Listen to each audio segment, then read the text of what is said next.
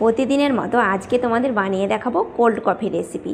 বড় বড় রেস্টুরেন্টে না গিয়ে বাড়িতেই খুব সহজে বানিয়ে নাও ঠান্ডা ঠান্ডা কোল্ড কফি রেসিপি। একবার খেলে বারবার ইচ্ছে করবে বানিয়ে খেতে। প্রথমে একটা বাটি নিয়েছি, তার মধ্যে দিয়ে দিচ্ছি কফি। এখানে আমি চায়ের চামচের 1 চামচ কফি নিলাম, তার সঙ্গে 1 চামচ চিনি যোগ করেছি। মিষ্টিটা তোমরা কম বেশি করে নেবে। তার সঙ্গে 1 চামচ জল দিয়ে ভালোভাবে কিছুক্ষণ ফেটিয়ে নেব। 3-4 মিনিট ভালোভাবে সময় নিয়ে ফেটিয়ে নিতে হবে। ফেটাতে ফেটাতে একসময় একটা ক্রিমে পরিণত হয়ে যাবে। এরকম চিনিটা গলে গিয়ে একটা ক্রিমের মতো যখন হয়ে যাবে, সেই সময় বুঝে নেবে যে ভালোভাবে কফিটা ফটানো হয়ে গেছে। এবার বন্ধুরা এটাকে আমি সাইডে রেখে দিচ্ছি। আর বন্ধুরা এবার যেটা লাগবে সেটা হচ্ছে লিকুইড মিল্ক। আমি এখানে গুঁড়ো দুধ 4 চামচকে জল দিয়ে ভালোভাবে ঘুলে নিয়েছি। তোমরা গরুর দুধও ব্যবহার করতে পারো।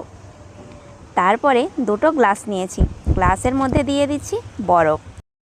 2টো গ্লাসের মধ্যে 4 টুকরো করে বরফ দিয়ে দিলাম। এরপরে যে ফেটিয়ে রাখা কফিটা সেটা দিয়ে দিচ্ছি।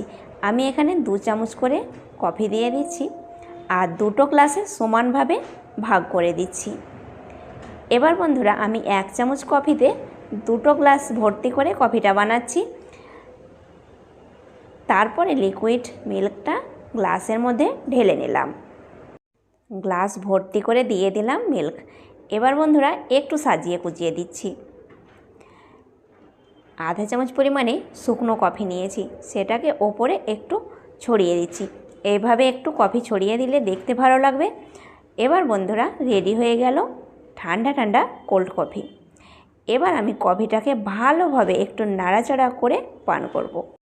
আর বন্ধুরা এরকম মজার একটা কোল্ড কফি কেউ মিস করবে না। অবশ্যই বৈকালবেলায় 1 কাপ করে পান করবে। আর রেসিপিটা ভালো লেগে থাকলে অবশ্যই লাইক, কমেন্ট, শেয়ার করবে। ধন্যবাদ।